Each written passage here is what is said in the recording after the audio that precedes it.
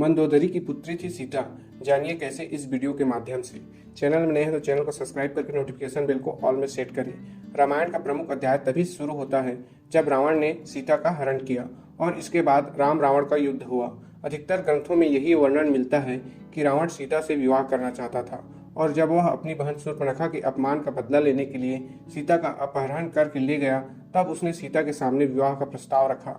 लेकिन इसके अलावा कुछ जगहों पर सीता को रावण की पुत्री भी बताया गया है। आज इसकी सत्यता के बारे में हम अध्ययन करेंगे। कई विद्वानों का मानना है कि सीता और रावण पिता पुत्री थे।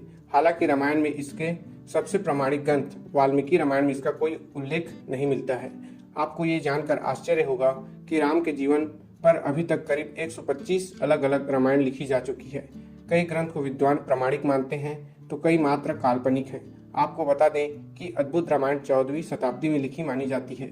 यह मूलतः कथानक न होकर तो प्रमुख ऋषियों वाल्मीकि और भारद्वाज ऋषि के बीच का वार्तालाप है। इस रामायण में सीता का जन्म मंदोदरी के गर्भ से हुआ है। इसका उल्लेख मिलता है। इस रामायण के अनुसार एक बार दंडकारण्य वन में एक ब्राह्मण लक्ष्मी को अपनी पुत्री के रूप में पाने के लिए हर दिन एक कलश में कुश के अग्रभाग से मंत्रोच्चारण करके दूध की कुछ बूंदें डालता था।